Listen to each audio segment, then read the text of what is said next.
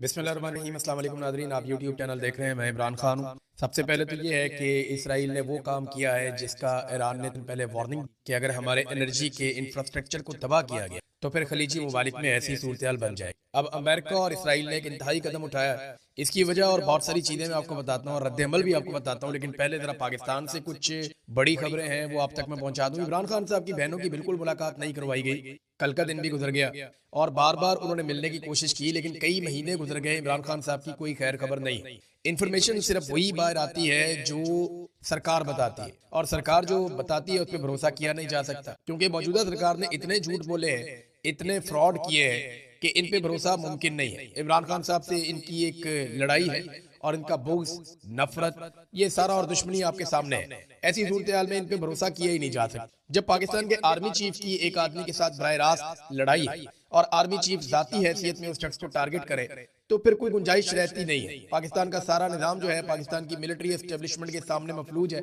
और ये बात पाकिस्तान में कोई ढकी छुपी नहीं है। हालात यहाँ तक पहुँच गए हैं कि इमरान खान साहब को ईद पर पहनने के लिए जो कपड़े भिजवाए गए जेल में, वो कपड़े भी वापस भिजवा दिए गए। यानी इमरान खान साहब के कपड़े भेजे गए कि ये ईद के दिनों में इमरान खान साहब पहन लेंगे, लेकिन वो कपड़े वापस भिजवा दिए गए। दुश्मन अगर मिले तो कम ज़र्फ ना मिले। ये भी एक बड़ा अल्लाह ताला की तरफ से एक आजमाइश होती है कि ऐसा दुश्मन मिल जाए जो कम ज़र्फ हो। यानी ईद के कपड़ों का क्या मसला, वो तो दिए जा सकते, लेकिन पाकिस्तान तहरीक इंसाफ ने बताया कि इमरान खान साहब के ईद के कपड़े जो भिजवाए गए वो भी वापस भिजवा दिए गए। अब इमरान खान साहब की रिहाई कैसे हो, बड़ा सवाल ये है, क्योंकि जो इस वक्त मिलिट्री एस्टेब्लिशमेंट ने इमरान खान साहब को जकड़ के रखा हुआ है वो तो छोड़ेंगे नहीं। सवाल ही पैदा नहीं होता, उनके सर्वाइवल का मामला है। उन्हें ये पता है कि अगर ये इमरान खान हमारे हाथ से निकल गया और इस तरह बाहर चला गया तो उसके बाद फिर हर दिन हम नीचे जाएंगे और हमारी शिकस्त का ऐलान हो जाएगा। वैसे तो ये अवाम में हार चुके हैं, लेकिन ये शिकस्त का ऐलान नहीं कर रहे।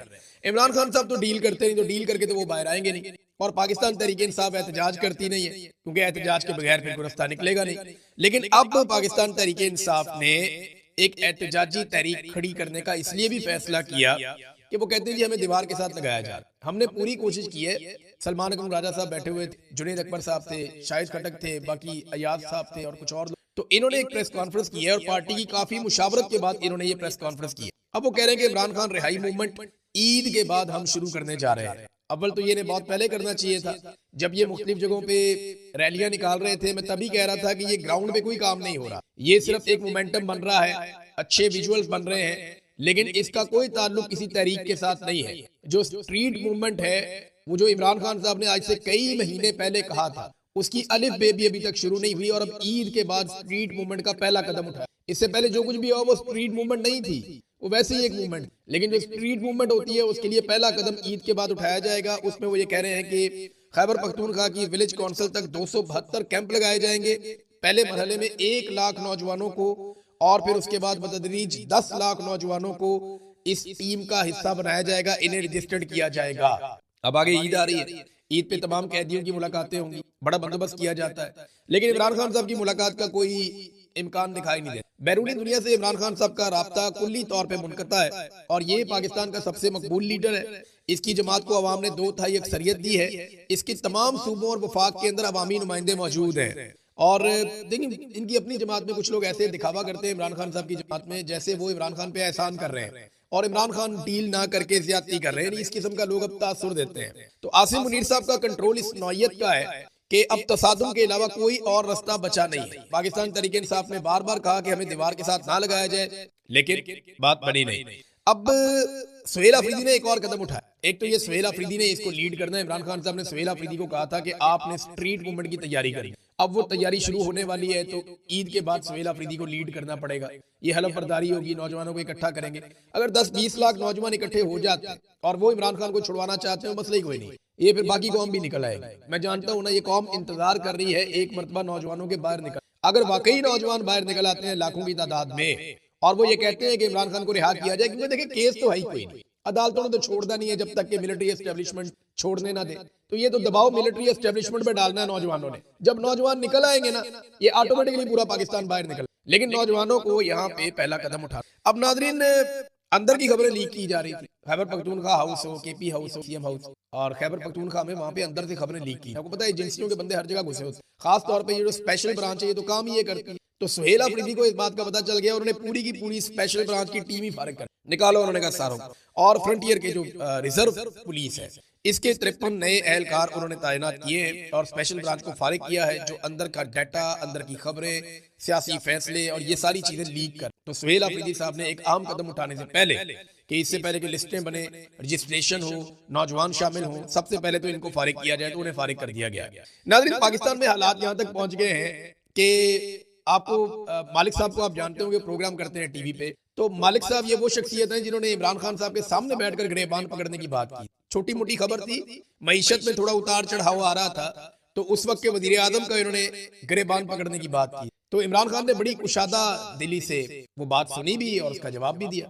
लेकिन आज वही मालिक जो है वो एक जहाज खरीदे जाने पे उन्होंने 17 सवाल किए, उनका प्रोग्राम ही बंद कर और उनको धमकियां भी लगा दी, वो प्रोग्राम चला ही नहीं। तो आप अंदाजा करें कि यहाँ जमहूरियत है या नहीं, और इमरान खान इनसे कितना बेहतर आदमी था, ये भी आप अंदाजा कर लें। मरियम नवाज इस मुल्क की, ऐसा लगता है मरियम नवाज और उसका बेटा इस मुल्क की नई मुकद्दस गायियां हैं। यानी इससे पहले बहुत सारी मुकद्दस गायियां हमने देखी हैं, अदलिया में बहुत सारी मुकद्दस गायियां आकर बैठ जाती हैं, पाकिस्तान के जर्नैल जो है वो मुकद्दस गायियां बन जाते हैं। अब मरियम नवाज और उसका बेटा भी मुकद्दस गाय है पाकिस्तान में, ये एक नई मुकद्दस गाय है, इनका भी जो है वो एहतराम किया जाए, इनके तकद्दुस का ख्याल रखा जाए, इनसे सवाल ना किया जाए। देखिए सवाल तो छोटा सा है ना कि जहाज लिया क्यों और जहाज लिया कैसे, तरीकाकार बता दें।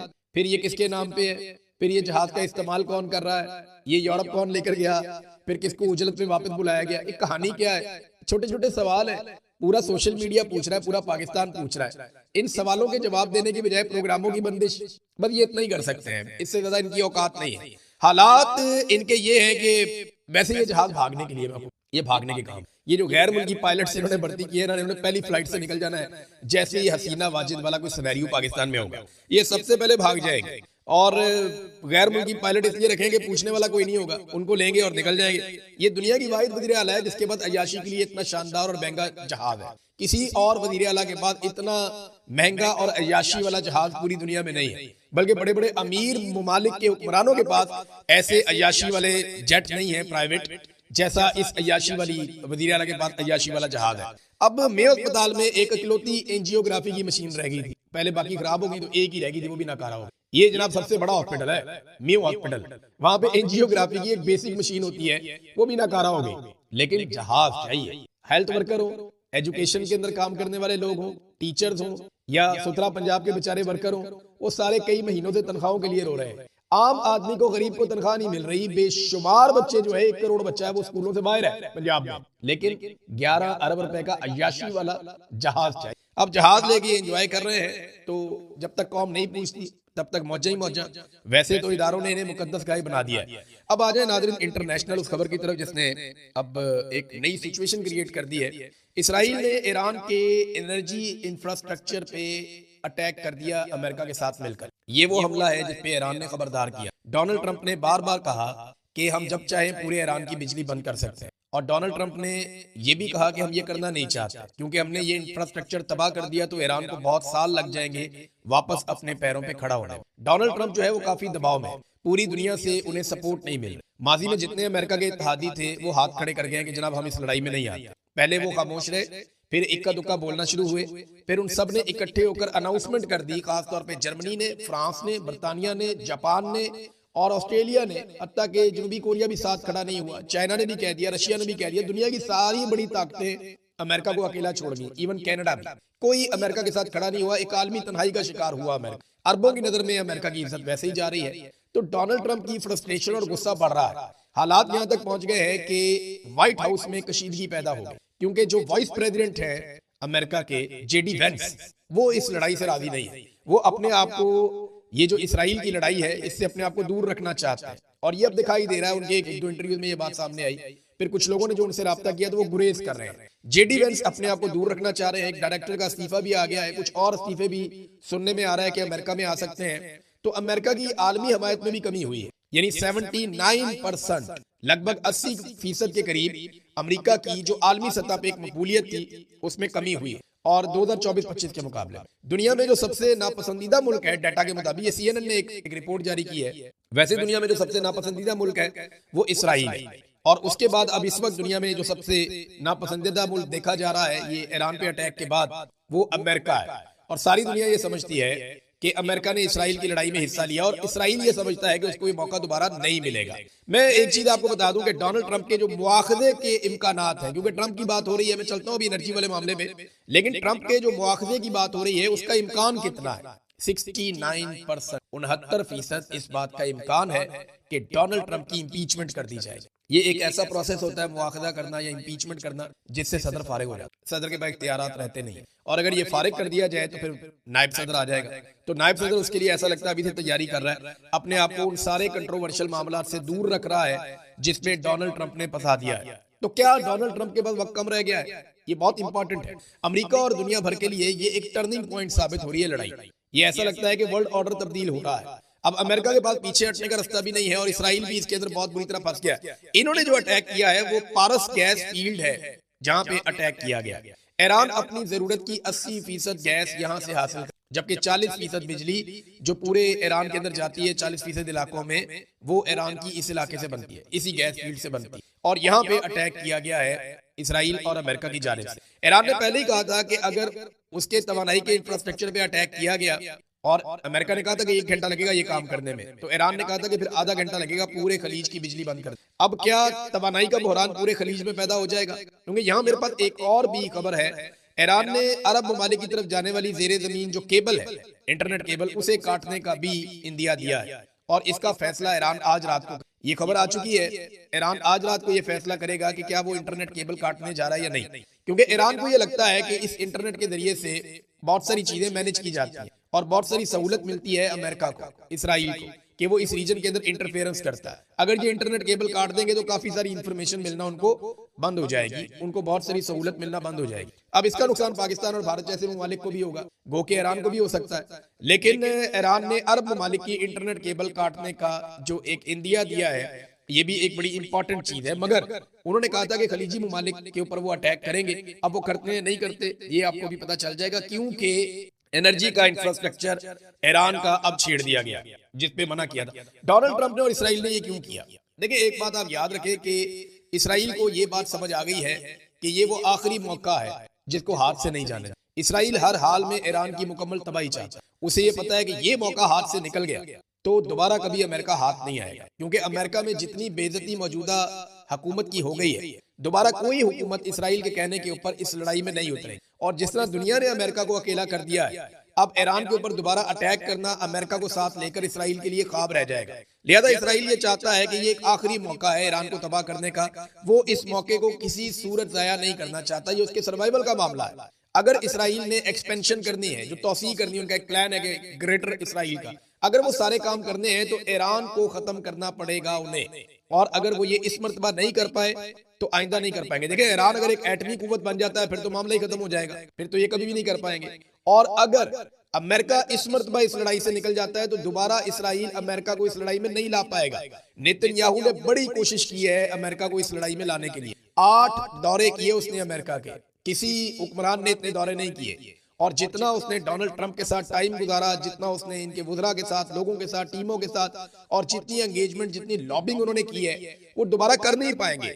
अगर वो इस लड़ाई से इस मर्तबा निकल गए तो अमेरिका को और खुद को दोबारा इस लड़ाई में लाने के काबिल नहीं होंगे। इस वजह से वो ये चाहते हैं कि जो होना है वो कर लिया जाए, और इसराइल बड़े से बड़ा नुकसान बर्दाश्त करने के लिए भी तैयार है। अली लारिजानी की शहादत के ऊपर बड़ा सख्त रद्द-ए-अमल दिया ईरान ने, बहुत बमबारी की है, और आज रात को खौफनाक बमबारी की जाने की इत्तलात है कि एक बड़ी लहर जो है वो मिसाइलों की जाएगी इसराइल की जानिब। अब इसराइल की जो है वो मिसाइलों को रोकने की कैपेसिटी भी बहुत कमजोर हो गई, वो नहीं रोक पा रहे जैसे वो पहले रोक। तो अब उनके शहरों के अंदर धमाके हो रहे हैं, बहुत ज्यादा तबाही हो रही है। जो इसराइली शहरी हैं वो ज़हनी दबाव का शिकार है, तनाव का शिकार है, वो बेचारे ज़हनी मरीज बनते जा रहे हैं बंकर्स के अंदर रह रह के, कई बंकर भी तबाह हो गए हैं। और अब इस मरतबा जो ईरान मार रहा है बम, वो पहले से ज्यादा खौफनाक है और पहले से ज्यादा खतरनाक है। तो रद्द-ए-अमल बड़ा शदीद था गुज़िश्ता रात ईरान की जानिब से, और ईरान ने बदला लेने का ऐलान भी किया है।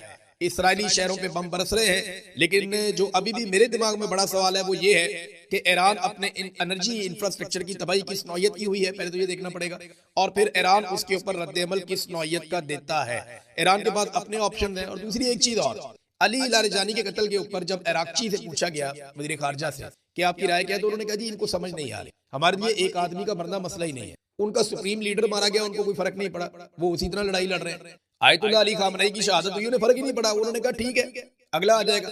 यहाँ पे एक स्ट्रेटेजी इन्होंने बनाई हुई है, पहले 3 से 4 बताया जा रहा था और अब ये बताया जा रहा है कि 7-7 बंदे नॉमिनेट किए हुए हैं कि अगर ये बंदा मारा गया तो इसके बाद ये आएगा, उसके बाद ये आएगा, उसके बाद ये आएगा। 7-7 बंदे इन्होंने नॉमिनेट किए हुए हैं। उन्हें इस बात से फर्क ही नहीं पड़ता कि उनका कौन सा बंदा मारा गया। असल मामला जो ईरान का सबसे बड़ा चैलेंज है पहले दिन से लेकर अब तक, जो मैं बार बार कह रहा हूँ, वो उनकी चेन ऑफ कमांड है। अगर वो अपनी चेन ऑफ बरकरार रख कामयाब रहे और उन्होंने चंद महीने निकाल लिए, अगर ये लड़ाई चंद महीने तक चली, अगर उन्होंने इतना टाइम निकाल लिया तो फिर उसके बाद ईरान के लिए कोई खतरा नहीं रहेगा।